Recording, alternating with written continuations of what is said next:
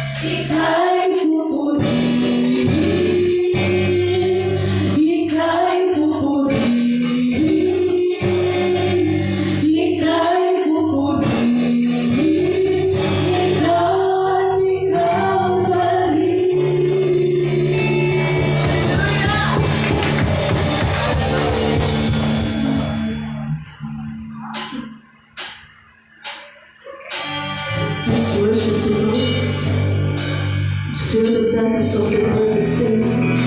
Hallelujah.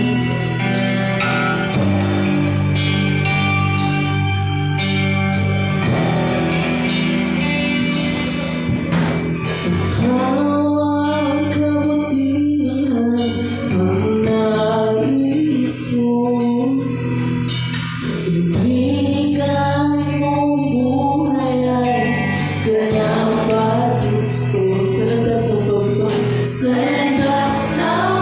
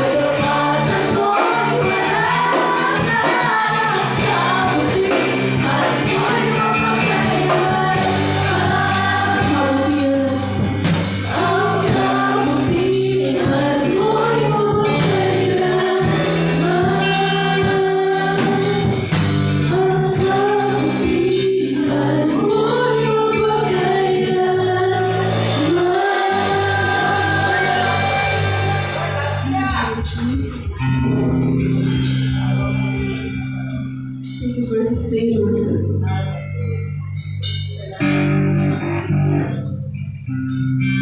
Hallelujah. Sa araw nito, Panginoon, na kami pinasama-sama mo ngayon sa simbahan mo, Lord. Hayaan mo ang pangalan mo lang ang maitaas ngayong araw. Hallelujah.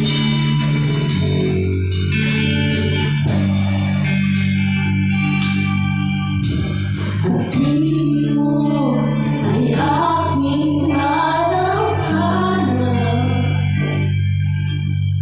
sa gitna ng bawat takot at pag-ihirap sa kabila ng aking pagkukulang. Katapatan mo, O Diyos, katapatan mo, O Diyos, tanging lahat sa puso at damdamin, sa puso at damdamin, ika'y mananatili, walang hanggan ang alay mo.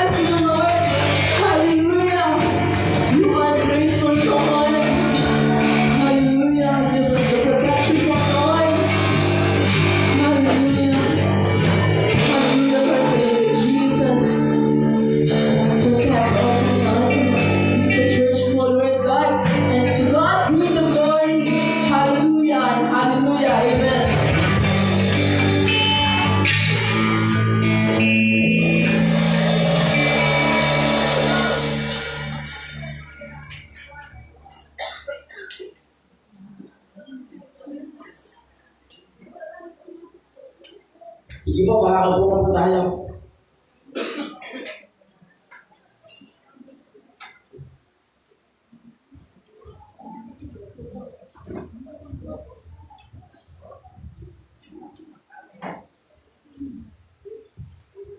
Magandang umaga po sa ating lahat. Magandang umaga po sa ating lahat. Amen. Praise God. Hallelujah.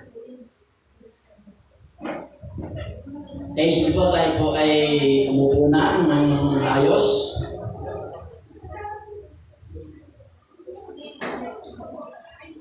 Okay. Gusto mo natin ang ating mga Bible o sa inyong mga gadget. Habakuk. Habakuk chapter 1, beginning verse 12. Ang ating pag-aralan mula verse 12 hanggang chapter 2, hanggang verse 5. Babasahin ko lang po yung 12 hanggang 17 ng chapter 1. Sabi po dito,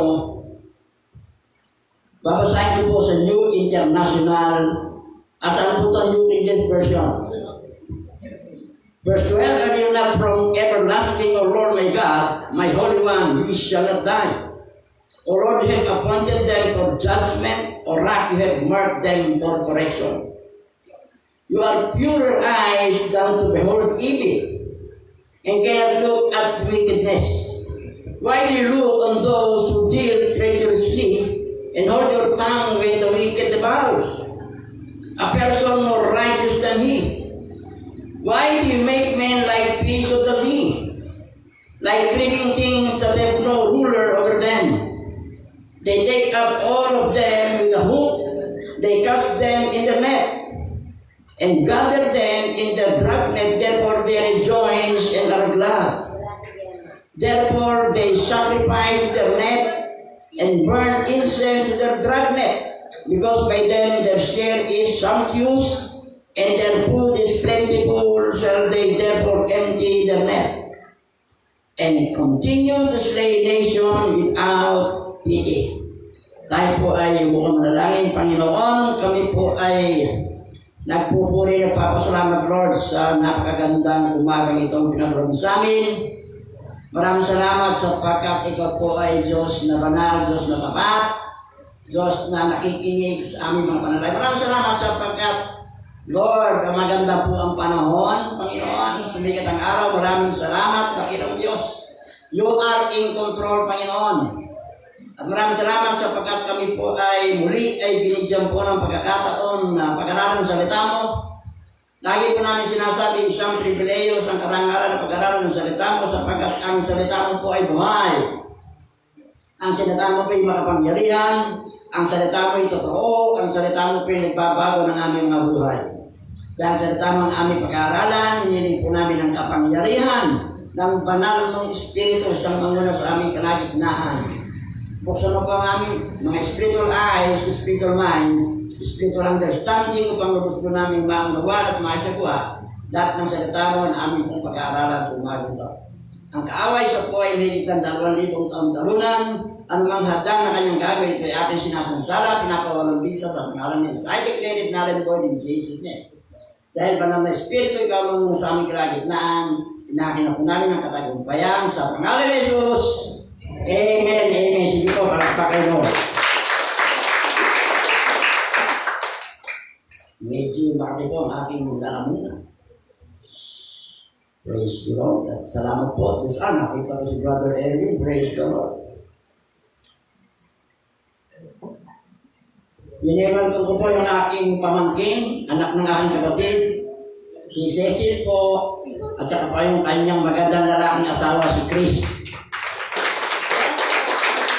Pag-provide tayo kung kami sabi niya, kami po ay sinusundo niya at inihahatid. Kung kami sa Jollibee, susundo kami ni Chris, pagkatapos pag-uwi, ihahatid po kami. Praise the Lord. So, balik po tayo sa libro ng Habakuk. Ito po yung pinakahabang book sa Bible, Habakuk.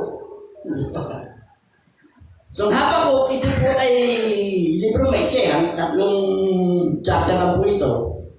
Ito po yung journey ni Habakkuk from down to faith. Kasi pag-aralan na po natin yung chapter 1, verse 1 to 11, dito po ay napakaraming katanungan ni Habakkuk sa Panginoon. Marami po siyang pagdududa. Sapagkat nakikita niyo yung kasamaan, nakikita niyo po yung injustices, yung violence na nangyayari sa Juda, napakakanin niya ay parang walang pakialam ng Panginoon.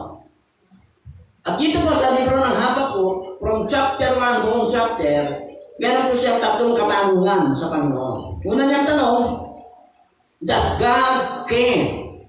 Ang Diyos ba ay nagmamalasakit?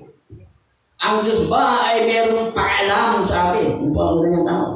Pangalawang tanong, is God fair? Patas ba ang Panginoon? Makatarungan ba ang Panginoon? Pangatlong tanong, is God there? Naandun ba ang Diyos? Naandun ba ang Panginoon na kami nakakaranas ng kahirapan? Naandun ba ang Panginoon na kami nakakaranas ng trahedya ng buhay? Tatlong malalaking katanungan. Yung unang tanong, is God, does God care? Ito po yung napag-aralan natin last March 24, 2025. Napag-aralan po natin yan. Yung pong tanong na does God care? At sa umagang ito, pag-aaralan po natin yung ikalawang katanungan. Ang ikalawang katanungan is God fair? Patas ba ang Panginoon? Parehas ba ang Panginoon? Makatarungan ba ang Panginoon? Is God fair? Tayo po ba, naranasan po ba nating questionin yung pagiging patas ng Panginoon? Sino po dito naranasan mo nang magtanong sa Panginoon, God, fair ka ba? Parehas ka ba, Panginoon? Meron po bang pangyayari sa ating buhay na naranasan tayo at pagkatapos sinabi natin sa Panginoon, Lord, it's not fair. Lord, it's unfair. Sino po yung nakaranas? Na meron kang naranasan sa buhay mo, pagkatapos sinabi mo, Panginoon, hindi parehas ito. It's not fair. Lord, it's unfair. Hindi patas, hindi parehas. Amen. Sino po yung nakaranas na? But the truth of the matter, talaga, life is not always fair. It is sometimes unfair. Yun po yung matotohanan. Ang buhay hindi laging fair. Sometimes it's unfair. Hindi po ba? Sometimes life is unfair. Kapag sinabi po natin life is unfair, ito po ay malaking pagkakaiba kapag sinabi natin God is unfair. Ito po natin. Kapag sinabi po natin ang buhay ay hindi patas, malaki po yung pagkakaiba kapag sinabi natin ang Diyos ay hindi patas. It makes sense.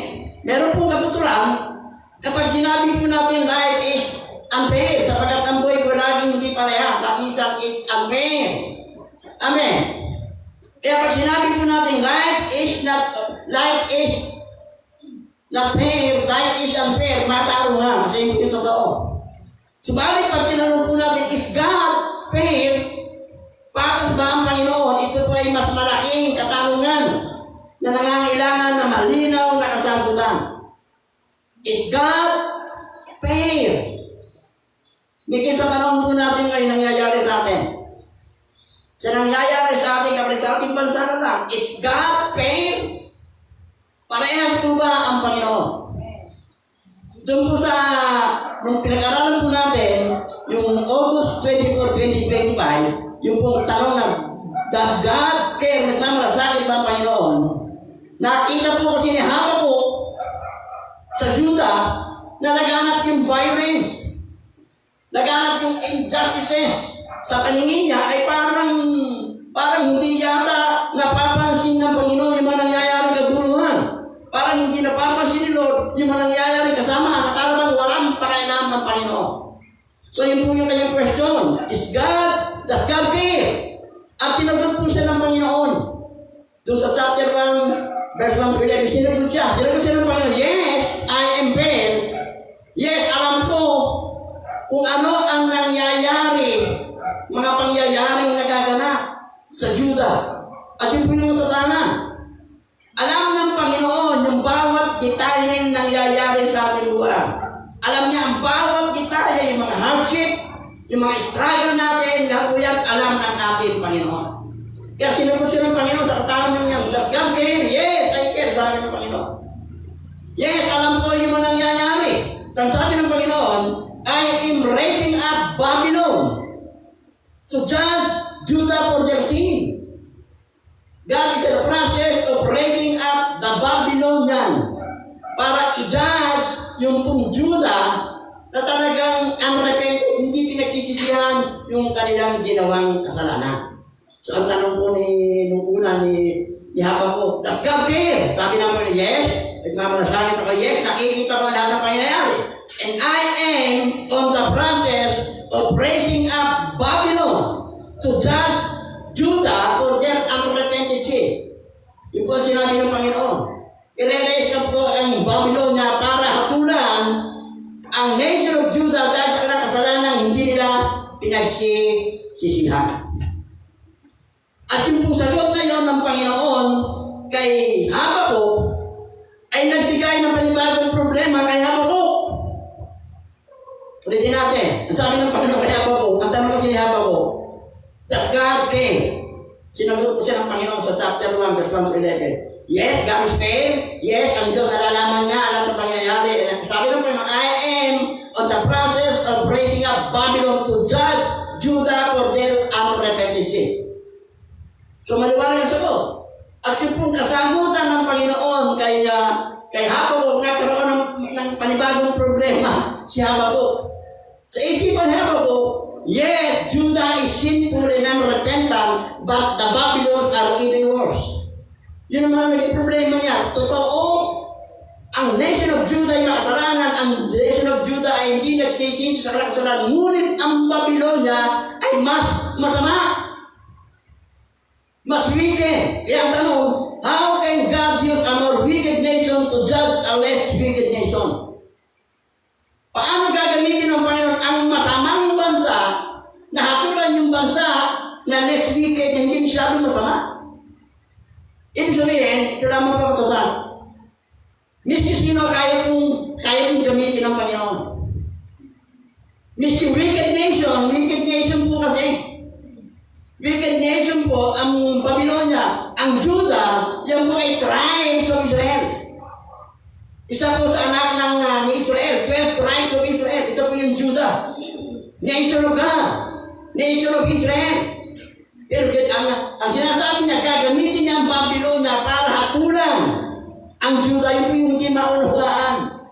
Hindi maunawaan ni Habakkuk. Paano gagamitin ng Diyos ang masama para hatulan yung hindi naman mas masama katulad niya? Amen po ba? Ulitin natin. Ibig kong sabihin, miski sino pwedeng gamitin ni Lord. Miski taong hindi kumikilala sa Diyos, pwede niyang gamitin para yung life ni Lord ay matupad sa buhay mo, matupad sa buhay ko. Miski sino pwede niyang gamitin. Wala po siyang pinipili, makapangyarihan po yung ating pong Panginoon Diyos. Doon po sa chapter 1, verse 1 to 11, Habakkuk struggle with the problem of evil in the world. Doon sa chapter 1, verse 1 to 11, sa po ay nag-struggle sa problema ng kasamaan sa mundo. Yung violence and injustices ay kinakita. Walang justice. Yung panahon na yun.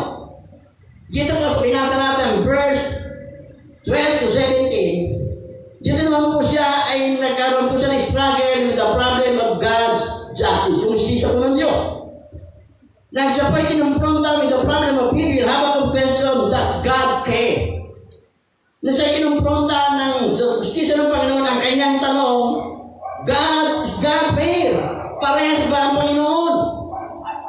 Hindi po kinu-question ni Habakkuk yung karapatan ng Panginoon na mag-judge ng masama.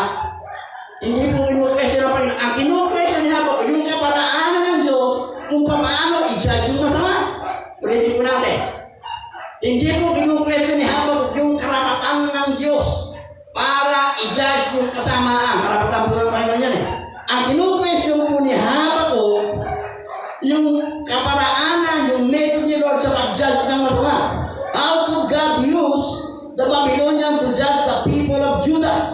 the Babylonians were even more wicked than the people God was judging. Di ba? Parang mas katanggap-tanggap ng i-judge ng Panginoon ay yung Babylonia kasi mas masama yung Babylonia. Was God being fair? Naging batas ba ang Diyos? Naging makatarungan ba ang Diyos? So sa umagang ito ay atin pong titingnan yung reklamo ni Habakuk sa Panginoon at atin pong titingnan kung ano yung sagot ng Panginoon sa reklamo ni Habakuk. Taas po ang kamay ng mga may reklamo sa Diyos. May reklamo si Habakuk. Talagang sinabi niya sa Panginoon yung kanyang reklamo. Hindi po masama kung may reklamo ko sa hindi masama na magreklamo ka, amahan ka lang, sabihin mo sa Panginoon kung ano yung reklamo mo. Di ba? Hindi kung kani-kanino natin sasabihin yung reklamo natin sa Diyos. Kung may reklamo tayo, sabihin natin direct, Lord, ito ang reklamo ko, Panginoon. Ito yung consent ko, Panginoon. So, ulitin natin, atin pong titingnan yung reklamo ni Habakuk. At titingnan natin kung ano ang tugon ni Lord sa reklamo ni Habakuk. Kasi pag may reklamo tayo, dinala natin sa Panginoon, sasagutin ng Panginoon ang reklamo natin. Kasi ang Diyos natin, Diyos na buhay, Diyos na kakarinig, at Diyos na tumutugon sa ating pong katanungan. So number one na complaint po ni Habakuk, how can God use the Babylonians to punish the people of Judah? Yun ang una niya reklamo. Paano gagamitin ng Diyos ang Babylonia na mas masama kaysa dun sa Judah na ahapulan niya? Yun ang hindi po mag-gets. Yun ang hindi mag-gets ni Habakuk. Bakit gagamitin na ron ang mas masamang bansa para hapulan yung bansa na hindi naman kasing sama ng mga hapul sa kanya? Di ba? Bakit gano'n? Kaya hindi niya matang, is God fair? Parehas ba ang Panginoon? At dito pa din nila ni Habakuk kanya-kanyang reklamo sa tatlong yugto. Habakuk brings his complaint forward in 3 stages. Meron pong tatlong bagay na absolutely convincing si Habakuk patungkol sa Diyos. Kaya lang, hindi niya po makita kung paano yung tatlong ito ay magiging sabay-sabay na totoo. Ulitin po natin. Meron po tatlong bagay na babanggitin tayo mamaya na kumbinsido si Habakuk na totoo. Kaya nga lang, hindi niya makita kung paano itong tatlong ito ay pwedeng maging totoo ng sabay-sabay. Isisip po natin. Ang una po, he is convinced that God is sovereign over the nation. Siya po'y naniniwala, 100% kumbinsado. Ang basta tayo mo kumbinsado? Convinced. Kumbinsido. 100% kumbinsido na ang Diyos ay makapangyarihan sa mga bansa. At yan po ay talagang totoo, makapangyarihan sa mga bansa. Amen. The first thing, Habakuk is convinced of this, God is sovereign over the nation. Sovereign siya sa lahat ng bansa. Habakuk believed that God is sovereign over the people of Israel. Ang Diyos po ay makapangyarihan. Kumbinsido po sa Habakuk na ang Diyos makapangyarihan sa mga mamamayan ng Israel. Ang Diyos ay makapangyarihan laban sa lahat po ng bansa. Makapangyarihan sa lahat ng tao sa buong mundo. Amen po ba? Tingnan po natin sinabi niya sa chapter 1 verse 12 doon po sa letter A. New King James Version ko po babasahin. Sabi niya po dito, Habakuk chapter 1 verse 12 letter A. Are you not from everlasting, O Lord? My God, my Holy One, we shall not die. Kasi po sa ibang translation, ayan, tama yan. King James Version. Ulitin po natin yung sinabi niya. Are you not from everlasting, O Lord, my God? My Holy One, we shall not die. Hindi kami mamamatay. Ano po ang kinalaman nung kalikasan ng Diyos na everlasting? Ito sinasabi ng Israel, ng Judah na hindi sila mamamatay. Ulitin po natin sinabi. Art thou not from everlasting, O Lord my God, mine Holy One, we shall not die. Ano po yung kinalaman ng kalikasan ng Diyos na walang hanggan So sinasabi ng Israel ng Juda na hindi kami mamamatay. Ito po'y may pinalaman sa kapangyarihan ng Diyos. God is everlasting, He is the first and the last. Ibig sabihin, itinalik po ng Diyos ang kanyang sarili in a covenant relationship with Israel. As long as God continue, God people will live on. Ibig sabihin, ang Diyos po'y nakatali sa kanyang covenant relationship. May covenant relationship po sa Israel. Na habang ang Diyos po ay naandoon, patuloy na mabubuhay ang kanilang bansa, ang kanilang mamamayan. Ibig sabihin, hindi talaga lilipulin ng lubos ng Panginoon kasi mayroong covenant, meron silang kasunduan. Amen. Sabi po sa Malakay 3:6, For I am the Lord, I do not change, therefore you are not consumed, O son of Jacob. Ulitin po natin, sabi niya, For I am the Lord, ako ang Diyos, ako ang Panginoon na hindi nagbabago. Therefore you are not consumed, hindi kayo malilipon. Ang sabi ng Panginoon sa bansang Israel, You will not be consumed, O son of Jacob. Ang Diyos pa hindi nagbabago, is everlasting God who is sovereign over Israel, over our country. Si Habakkuk po ay confident na kung i-judge man ng Panginoon ang nation of Judah, He will not totally destroy Judah. Intindihan po natin, kung prinsipyo siya, na hatulan man ng Panginoon ang nation of Judah, hindi talaga wawasakin buong buo, hindi lilipulin ng buong buo, sapagkat meron pong covenant relationship ang Diyos, Israel. You will not be consumed. Hindi kayo malilipon. At kung titignan po natin, ang bansang Israel, yan po ay bayan ng Panginoon.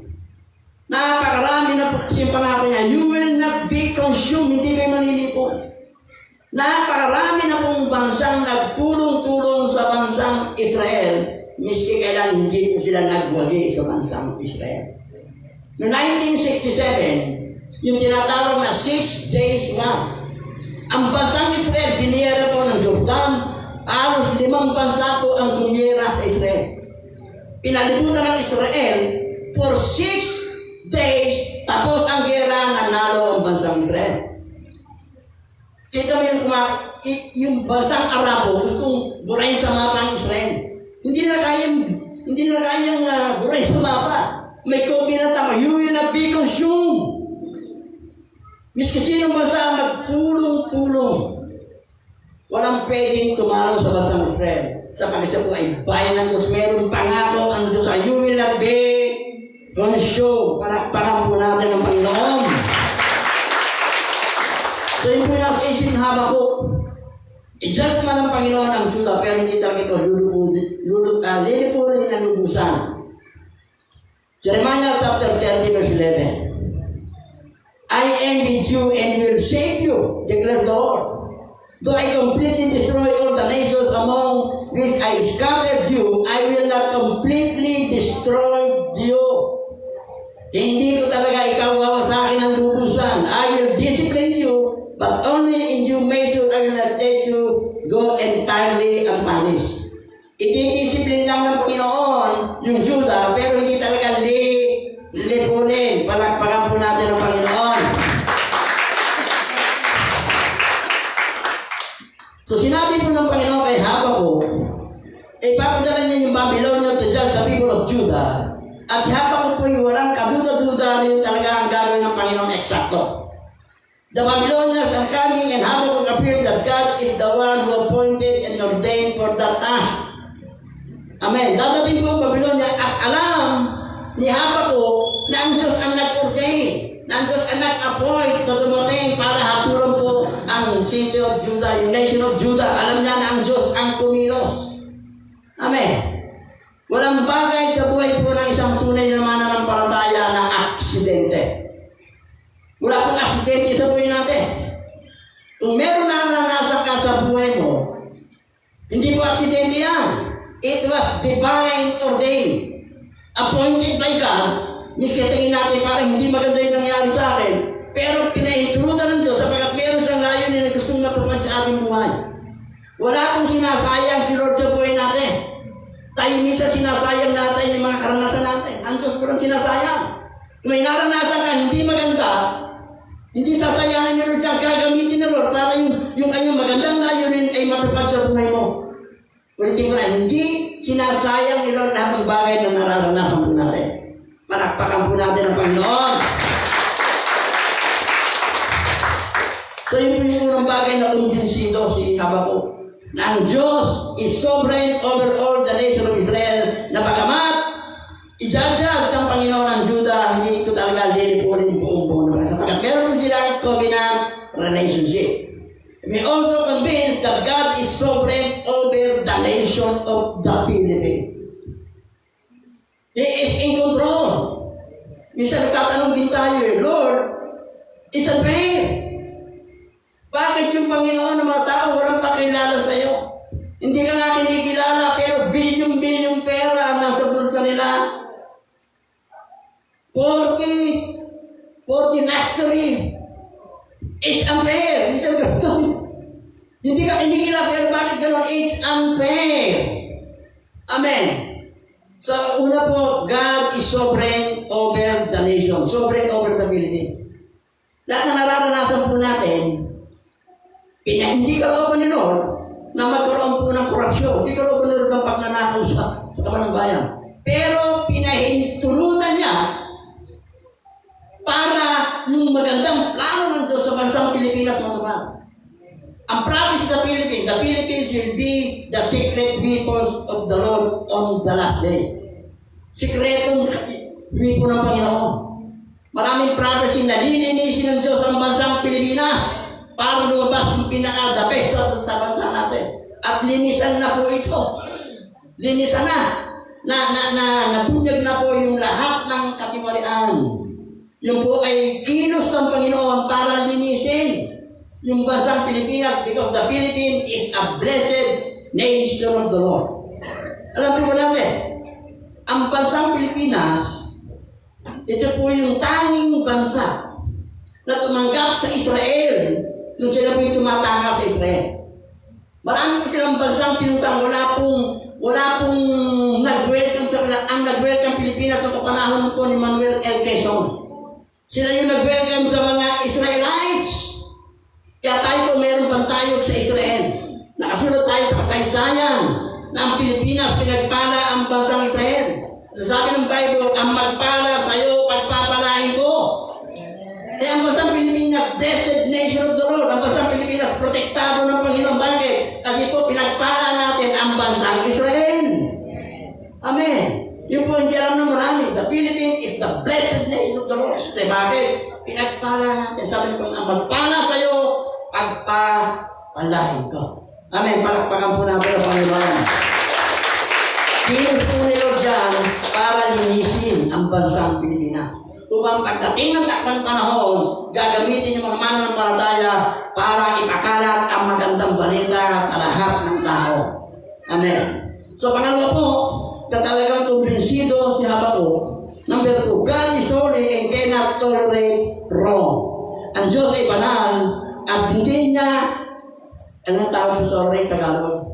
Hindi niya kukonsintihin ang mga kamalian. Sabi ng Habakuk chapter 1 verse 13-8. Your eyes are too pure to look on evil. You cannot tolerate wrongdoings. Ang iyong mata ay sobrang dalisay para tumingin sa mga kasamaan. Hindi mo ito-tolerate yung mga maling gawain, yung wrongdoings. God is absolutely holy and pure. Sabi po ng 1 John 1:5, God is light, in Him there is no darkness at all. It means that God is perfectly holy, righteous and pure. There is no evil, sin, or darkness in Him. Wala pong kasalanan, wala kadiliman. Meron ng Panginoon because He is the light. He is holy. Siya po ay banal, makapangyarihan. Amen. Sabi po dun sa Habakuk 1:13, your eyes are too pure to look on.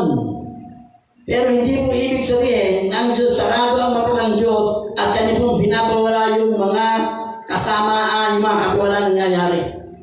Kundi lahat ng nangyayari sa lahat ng bansa, lahat ng nangyayari sa bawat isa po sa atin, alam po ng Panginoon yan. Wala tayong pwedeng ilipat. Pero napakabuti po ng ating Panginoon Diyos. Yung kanyang masaganang biyaya, yung kanyang masaganang kahabagan, yung kanyang masaganang pagpapatawad, lagi pong nakaalay sa amin. Kaya salamat po. Lahat po tayo sablay. Lahat po tayo ay maraming pagkakamali. Pero maraming salamat sapagkat ang Diyos po natin pinaglilingkuran. Diyos na makapangyarihan, Diyos na nagmamalasakit, nagmamahal sa bawat isa po sa atin. Kundi po sa pagmamahal ng Panginoon, baka pareho-pareho wala na po tayo dito. Pag na sinasabi ko sa sarili, Lord, kung ako po ay hindi nakakilala sa baka 6 feet below the ground na po ako. Pero salamat sa Panginoon. Salamat sa Panginoon sa bawat buhay po natin na andito tayo. Eh kung di tayo nakakilala sa Panginoon, hindi tayo tinawag, ako sa sana tayo namin. Eh, salamat sa Panginoon. Amen. Palakpakan natin si Lord.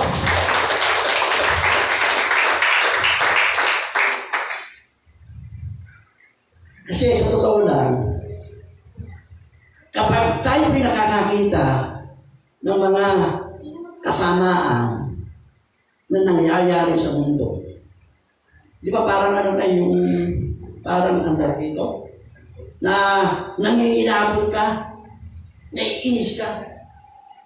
Yung nga lang pag nanood ka sa TV, bilyong, ang pinag-usapan hindi peso, hindi po 100, hindi 1,000. Bilyong pesos. 142.7 billion pesos. 10 billion ang pinag-usapan. Pagkatapos, nahati sa bulsa ng iilang mga namumuno. Samantala yung mga kababayan natin, minsan sumasala sa pagkain sa loob ng isang araw.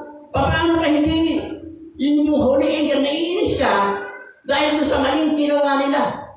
Kaya po talaga naman sa ano ba yan? Di ba? Pero minsan ang problema mo kasi pagdating na talaga sa kanya, minsan sa halip na magalit, minsan naakit, minsan natutukso. Kasi bakit? Hindi po bariya-bariya lang ang pinag-usapan. Hindi 1,000 ang pinag-usapan. Bilyon ang pinag-uusapan. Kasi pagdating na sa pera, pati bulag nakakakita. Pagdating sa pera, pati bingi nakakarinig. Po ba? Palagpakan po natin ang Panginoon. Amen. Hindi po niya ito-tolerate yung mga kamalian nangyayari sa tao, nangyayari sa mundo. Hindi po ito-tolerate ng Panginoon niya.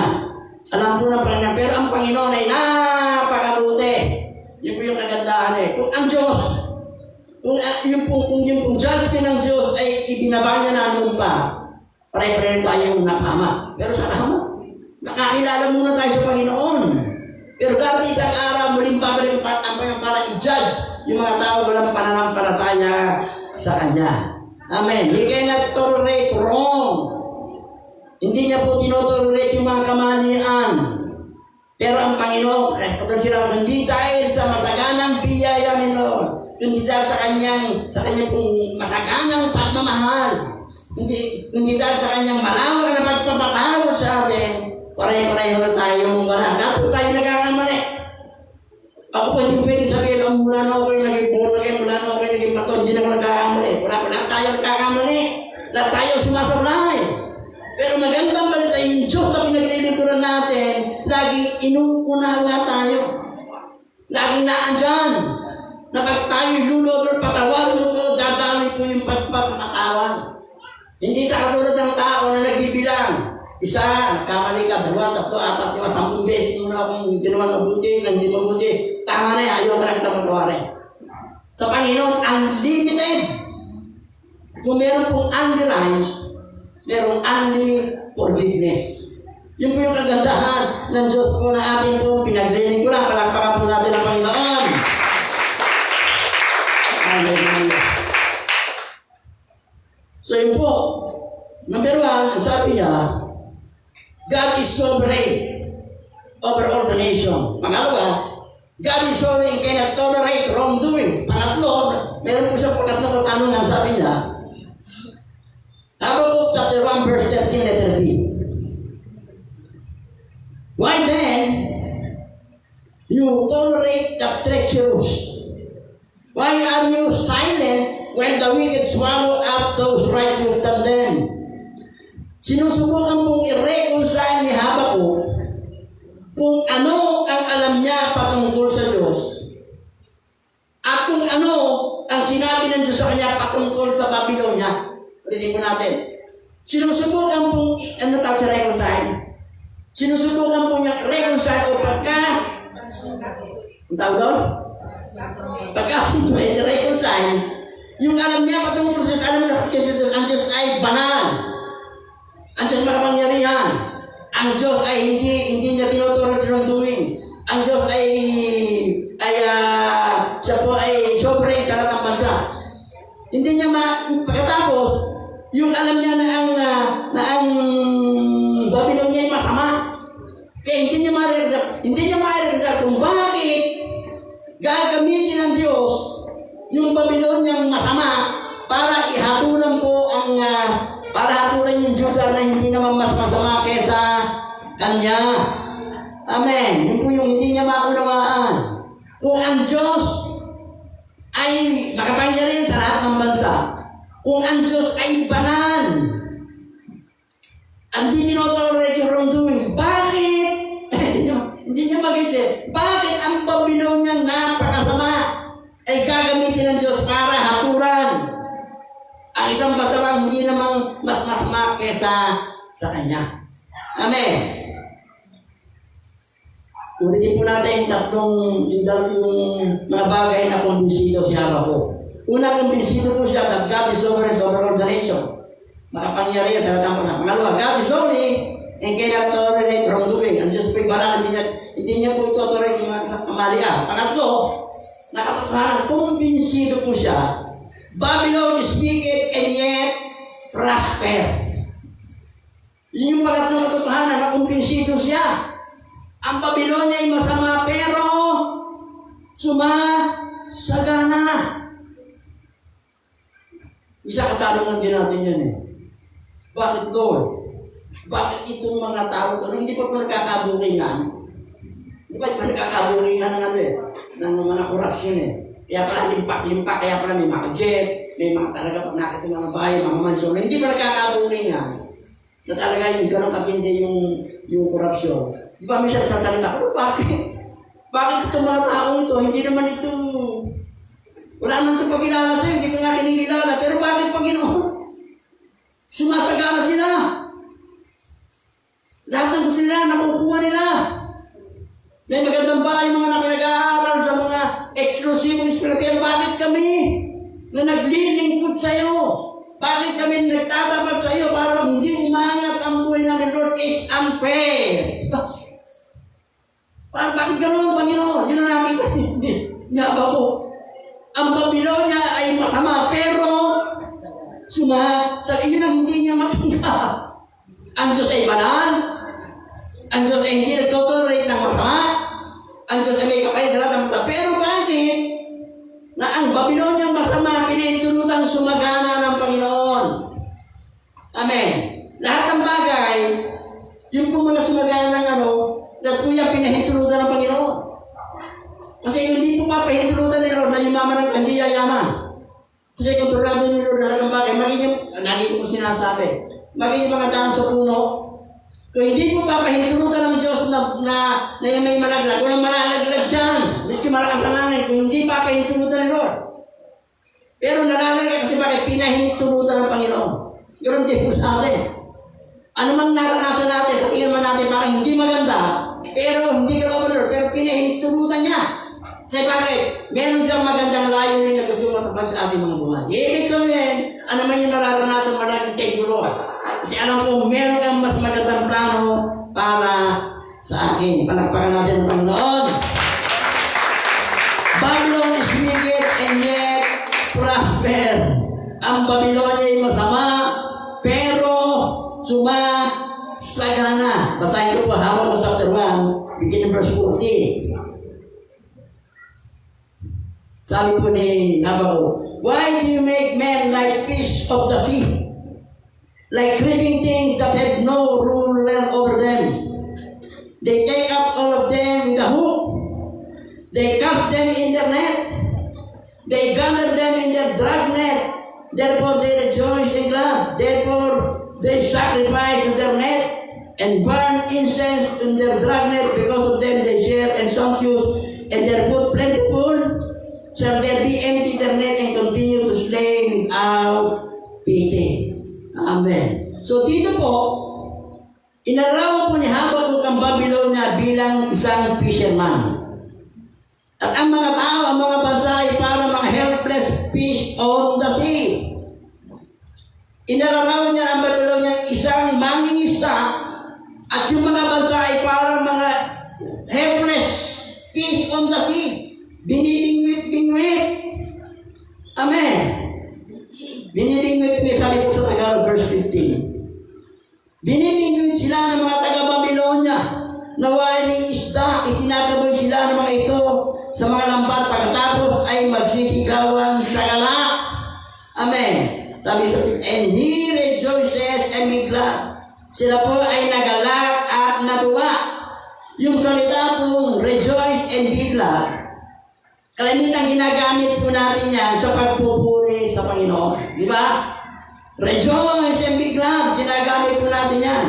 Di ba? Pag nagkakanta, rejoice and be glad, ginagamit natin sa pagpupuri sa Panginoon. Pero dito po, ginamit ni Habakuk, ini-highlight ni Habakuk yung salitang rejoice and be glad, upang ipakita po dito that the Babylon worship their own power and success. Ang ina-worship po nila yung kanilang kapangyarihan, yung kanilang tagumpay. Amen. God is the one who raised up Babylon. Ang Diyos po ang nagtaas sa bansang Babylonia. Ang Diyos po ang nagbigay ng kakayahan sa Babylonia para magkaroon ng power and strength. Subalit hindi po kinilala ng Babylonia yung pong role ng Panginoon sa kanilang power and strength. Sa halip, they worship their own power and strength. Miski masama po ang Babylonia, ang Diyos po nagbigay ng power and strength. Pero hindi po kinilala ng Babylonia yung role ni Lord. Kung bakit sila naging powerful at malakas. Sa halip na purino pag pinuri po ng power and strength. Tayo, ano man ang estado mo sa buhay, ang Diyos ang nagpahintulot niya. Hindi po yung sarili natin lakas. Sabi lang ng Deuteronomy 8, huwag mong isipin na kaya kayo mama, kaya sumaganay tayo sa iyong sariling talino. Sarili na sabi ng alalahanin mo na ang Diyos ang nagbigay siya ng kakayanan para ka sumagana. Ibig sabihin, anumang meron po tayo ngayon, maganda na ating buhay ngayon, it is because of the Lord, pinahintulot ni Lord. Kaya dapat kikinalanin natin na ang Diyos, ang role ng Panginoon sa estado ng buhay natin. Kung sakala ka ngayon, maganda buhay mo, kilalanin mo yung role ng Panginoon na sa iyo naging dahilan kung bakit ganito yung buhay mo ngayon. Eh po ba, palagpakan po natin ang Panginoon.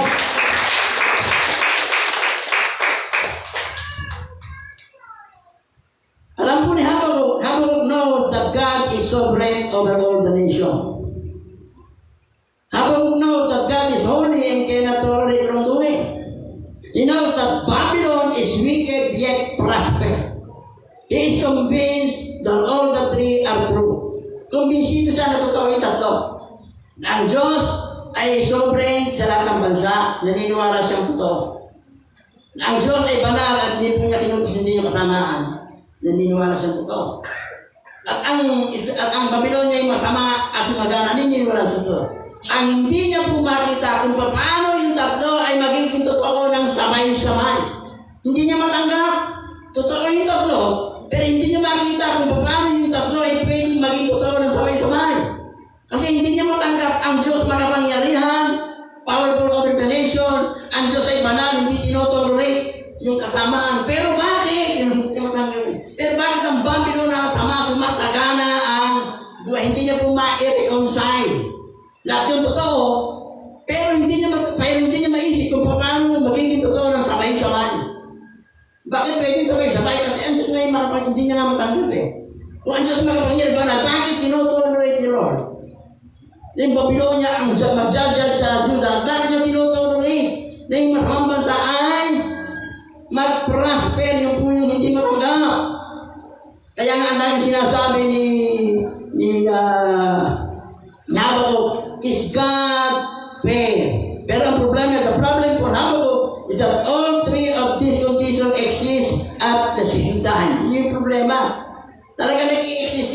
at the same time. Ang Diyos makapangyarihan, ang Diyos ay banal, at ang gagawin niya exist at the same time. Hindi niyo matanggap. Bakit? Ito totoo lang sabay-sabay. Naiintindihan sinasabi ko. Hindi niyo matanggap na ang Diyos po ay makapangyarihan sa lahat ng bansa.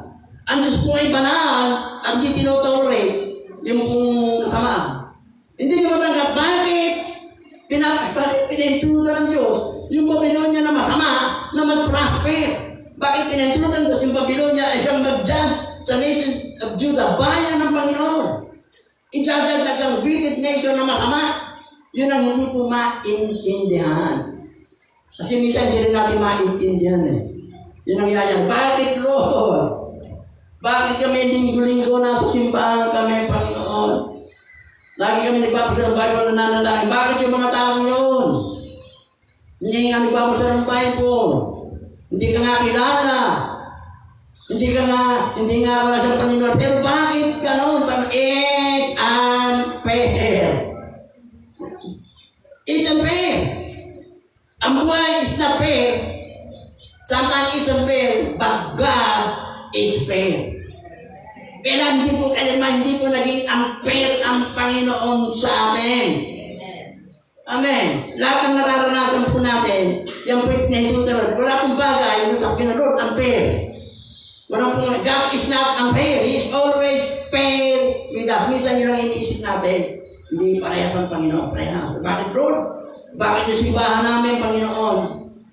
Yung amin pong simbahan, matagal na kami nanalangin, meron na po kami, building permit, Panginoon. Mag-expect na nga yung building permit. Pero Panginoon, bakit hindi pa nasisimula? Samantala, yung kasama namin, halos kasabay, nakatayo na po, 2 story, ang ganda pa air condition pa. Bakit Lord? It's unfair. Ganun ba? Minsan ganun isip, bakit ganun, Panginoon, yung mga kasamahan kong pastor? Nag-rate ng pan para sa building, para sa church building, nakatayo na yung church building nila.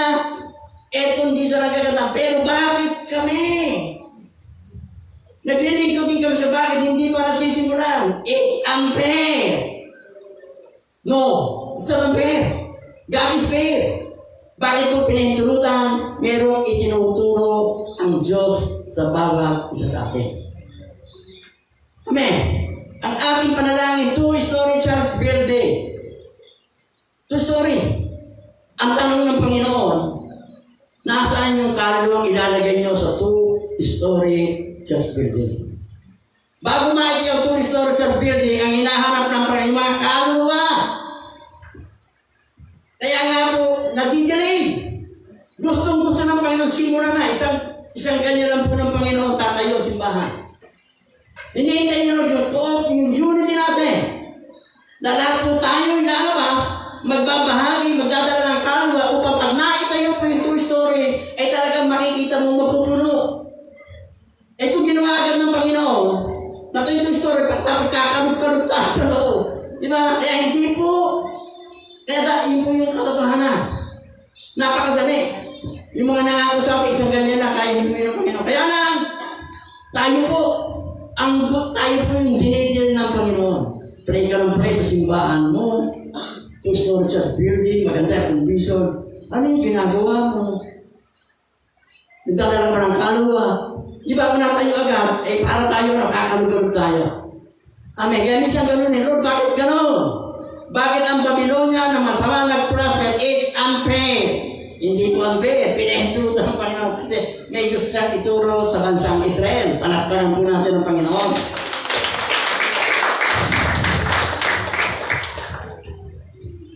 You know, God is holy and He knows Babylon is wicked and prosper. It doesn't make any sense to Him. It makes Him question God's justice. It makes Him wonder, is God fair? Pinagdudaan po ni Habakuk yung katarungan ng Diyos. Napaisip siya, makatarungan ba ang Diyos? Patas ba ang Diyos? Yes, patas po ang Panginoon. Minsan iniisip lang natin na parang hindi patas. Sa chapter 2 verse 1, meron pong muling inilatag na reklamo si Habakuk. Chapter 2 verse 1 ng Habakuk. Sabi po dito sa chapter 2, I will stand my watch and set myself on the rampart, and was to see what he will say to me, and what I will answer when I am corrected. Sabi ko dyan, I will stand up my watch and station myself on the rampart. I will look to see what he will say to me and what answer I am to give to his complaint. Dito po, si Habakuk po, kanya pong hinihintay yung katugunan ng Panginoon sa kanyang reklamo. Sabi dito sa verse 2, I will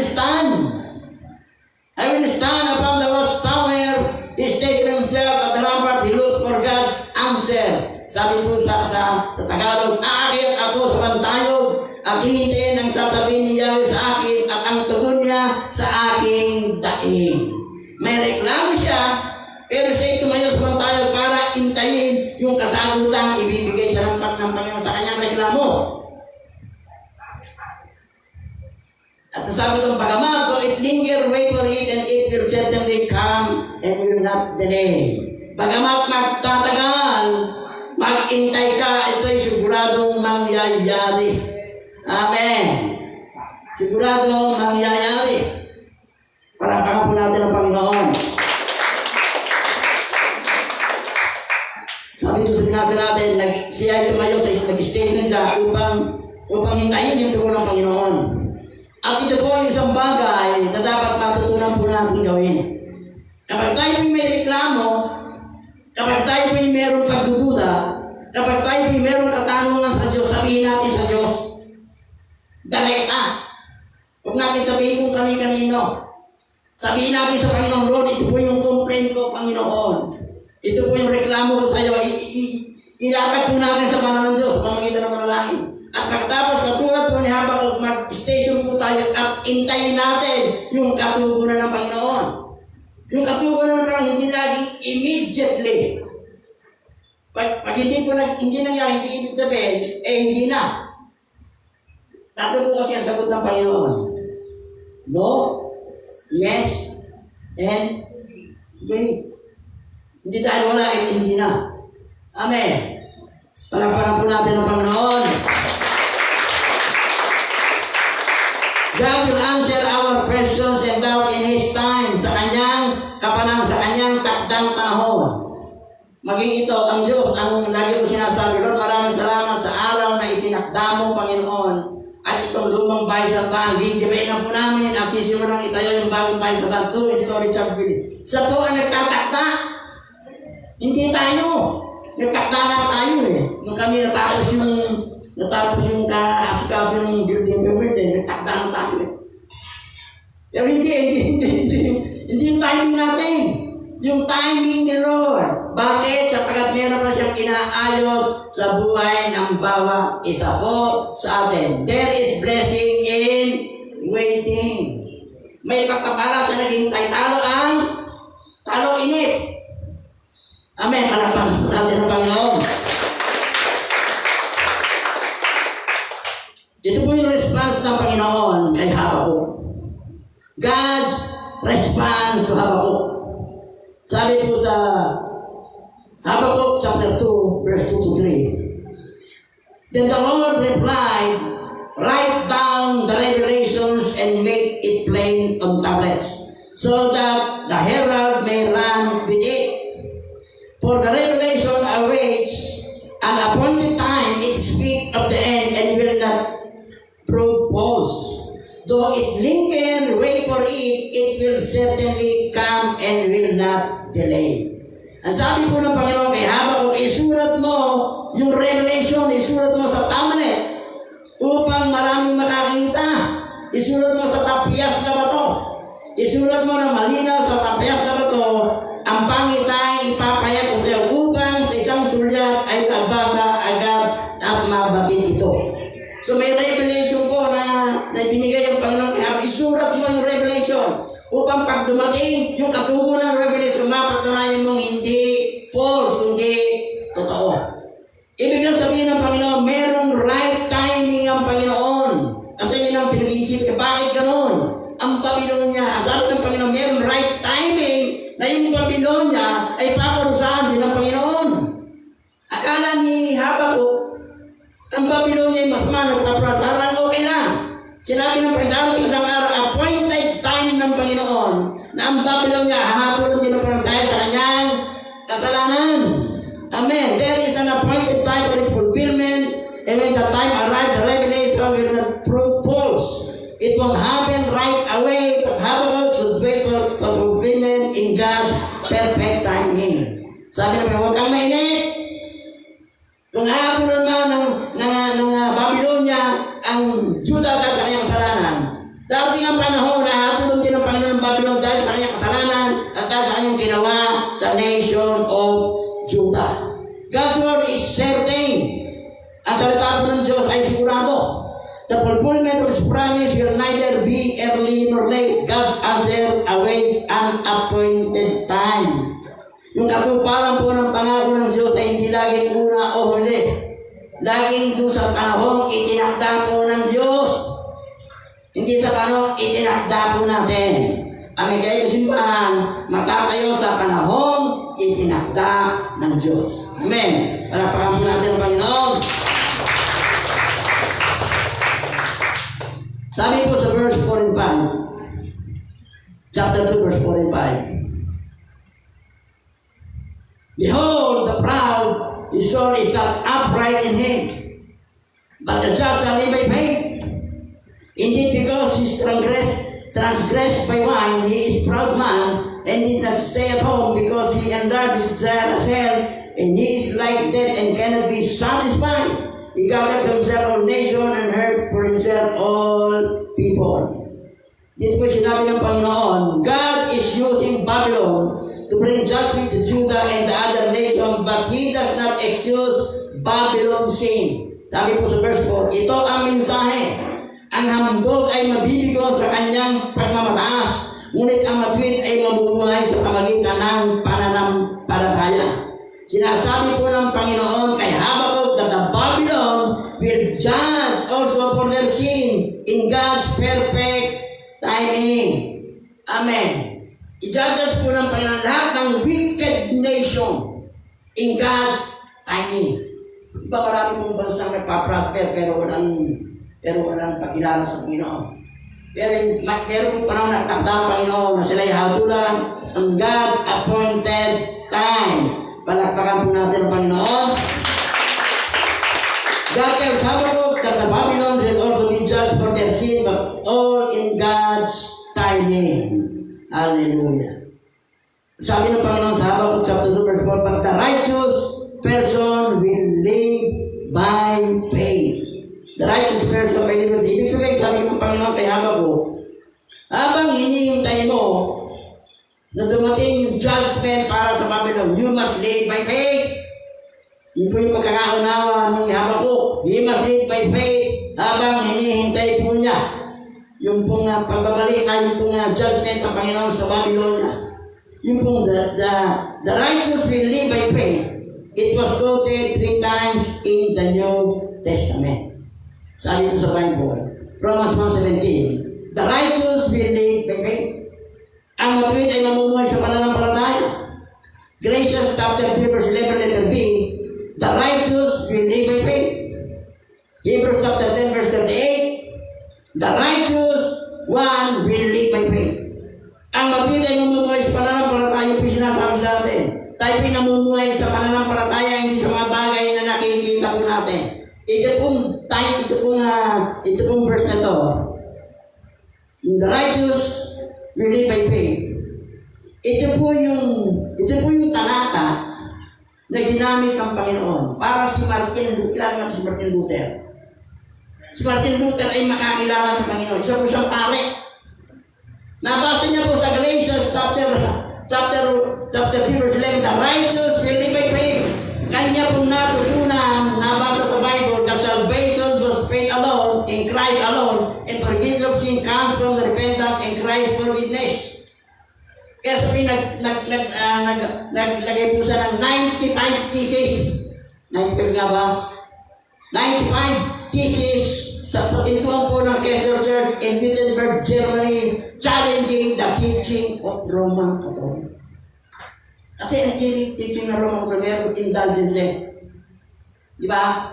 Kaya sa kanila, pag may namatay, pinapanalangin, meron siyang certificate na nasasabihin na puwasan na ang kasalanan mo. Ang tawag po na indulgences. Diba nagbabayad ka sa misa, ipapanalangin yung bayad niya. Dinamon. Kaya sa pinagpahid ng 95 cases, inilagay ko sa pintuan ng simbahan sa Germany. Pinakain simbahan ng Catholic. Dinamon niya yung pong Roman Catholic preaching. Sa point tiniwala. Kasi nakakilala siya dahil sa kalatang ito. The righteous shall live by faith. For Habakkuk, the verse means that he should live by faith while he waited for God's judgment to fall on Babylon. Hallelujah. Palakpakan po natin ng Panginoon.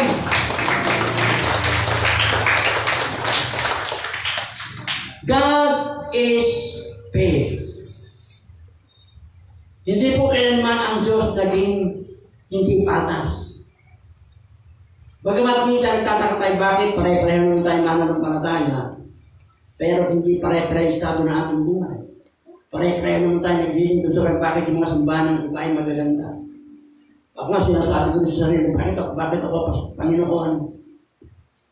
Yung iba kong kasamahan pastor, merong MUX. Merong magagarang sasakyan, Panginoon. Nagagandahan mga motor. Samantalang ako, Panginoon, miski bisikleta, wala. Iskat ang faith. Totoo, nag-usap-usap yung mga pastor sa office namin, nagkukwento po sila. May dadating, pastor, pakibless nga po yung bago kong MUX. Bagong yung poor. Bagong yung magaganda sa sakyan pag may play. Kaya nga pag naisip ko ron, bakit sila pare-pareho naman po kaming pastor eh. Si Pastor Ariel, ang dami sasakyan may MUX. Kasama ko po yan sa... Oo, nakalay. Si Pastor Sunny may MUX. Si Pastor Jose, kasama po namin sa board, meron sasakyan. Si Pastor Manny, meron po sasakyan. Si Pastor Alfred, miyembro, assistant superintendent ng Greater Malacca, Miss Bisikleta, wala. It's God ang prayer. Ako'y miyembro ng Greater Manila Conference Board. Ako'y assistant superintendent ng Greater Manila Conference. Na bumubuo po ng mahigit na 4 simbahan sa Greater Manila Conference. Mahigit po 50 simbahan. Assistant superintendent po ako, officer po ako ng conference natin. Kaya sa isip, Lord, isa, pinapaisip mo ng ng kaaway. Kita mo yan? Yung superintendent nyo, si Bishop, MUX, meron ang dami pang saksakin sa bahay. Wow, maganda. Meron ka namang maganda na sama. Kaya, yung treasure nyo, baka mapalagod sa kanan. Yung treasure nyo sa Pastor Sunny Ascopesa, may MUX, meron pa nga isang sasakyan, 2 sasakyan. Si Pastor Rahmani, yung board member, Panginoon, may sasakyan na isusu, Panginoon. Si Pastor Joseph, meron din pong sasakyan. Sabi ng kaway, ikaw din. May bisikleta, wala ka. Sasabihin ng kaaway, it's unfair. Is God unfair? No! Hindi po unfair ang Panginoon. Amen. Meron right timing ang Panginoon. Sila po'y pinigyan ng sasakyan. Praise the Lord. Salamat, Panginoon. Pinagpala mo sila. Wala pong lugar ang inggit sa buhay ng Kristiyano. Kung pinagpala, maraming salamat. Pinagpala mo sila. Kasunod na ako, Panginoon. Lord, maraming salamat. Yung simbahan nila, naitayo na. Kasunod na po kami. God is not unfair. God is always fair. At kung natin ikukumpara yung buhay natin sa ating kapwa, ikukumpara po natin yung buhay natin sa Panginoon. Amen po ba? And God is always fair. Pero yung away, lagi akong binubulungan eh. Sabi sa akin, binigyan na nga po ako ng sasakyan eh. Binigyan na po sa akin yung sasakyan, ni Pastor Ariel, yung isa niyang sasakyan ng JFC. Pero sa medyo inayawan natin. Sabi sa akin ni Bishop natin, paano ka naman kasi bibigyan ng sasakyan ng Panginoon ay wala ka lisensya, kasi na yung lisensya mo. Kumuha ka ng bagong lisensya. Amen. God is not unfair. Pag po natin ikumpara yung buhay natin sa ating kapwa. Kung ano yung buhay mo, salamat sa Panginoon. Kung tayo po ay pisyonaryo lang, salamat sa Panginoon. Kung tayo po ay daanaryo, salamat sa Panginoon. Kung tayo po ay libinaryo, maraming salamat. Kung tayo po ay milyonaryo, ano man meron tayo, ipagpasalamat natin sa Panginoon. Yung katotohanan na meron tayong pamilyang nagmamahal sa atin, yung katotohanan meron kang trabaho, yung katotohanan meron simbahan tayong ginagawa at tayo pinagsama-sama, nagpupuri sa Panginoon. Sapat-sapat na po yan para sabihin natin, God is fair. Amen. Tayo po maraming Panginoon, maraming salamat. Pinupuri ka namin, pinasasalamatan ka namin, Panginoon. Lord, patawarin mo po kami. Minsan na ikukumpara po namin yung aming mga sarili sa aming kapwa. At minsan nasasabi namin, Lord, it's unfair. Minsan na amin po na ikukumpara yung aming mga simbahan sa simbahan ng iba. Naglalaki ang sa aming simbahan. At minsan nasasabi namin, Lord, it's unfair. Minsan kami, Panginoon, sa aming personal na buhay na ikukumpara namin sa aming kapwa, nakikita namin yung buhay na maayos, lagi namin sinabi, Lord, it's unfair. Patawad, Lord, pero po isang malaking kasinungalingan, kailanman hindi ka naging unfair sa amin, Panginoon. Yung ikaw, Diyos na nagkatawang tao, iniwanan mo yung kaluluwatian ng langit, namuhay ka sa lupa, ng isang alipin na matay sa krus ng Kalbaryo para sa amin, sapat na yung Panginoon. Para kami, Panginoon, ay magpatuloy. Ikaw ay nagkatawang tao para sa amin. Nagdusa ka sa namatay ka sa krus ng Kalbaryo para sa amin. Sa pangatong araw, ikaw muli na para sa amin. Umakyat ka sa trono ng Diyos para sa muli kang babalik para sa amin. God is always fair. Ang Diyos ay laging parehas para sa amin. Maraming salamat. Alam po namin sa iyong perfect timing. Yung blessing na inintin namin sa bawat sa namin ibubus mo sa oras mo, sa kapanahonan mo, na magiging simbahan ito, Panginoon. Yung right timing mo, bigyan ito at yung bagong bahay sa panahon, itinagda mo at habang hindi pa po dumadating yung panahon tinagda mo, magawa po namin yung itinagagawa mo sa amin na kami po ay magbagong salita at mag-akay ng kaluluwa upang pag naito po yung tustor sa binti, ito po ay mapupuno ng mga mananampalataya, Lord God. Maraming salamat. Pinupuli ka namin, isasalamatan ka namin, Panginoon, at maiingat ang po namin, ibinabalo sa lahat ng kapurihan. Salamat at nakidahan sa pangalan ng Ama, Anak ng Espiritu Santo, at natin magsabi ng Amen! Amen!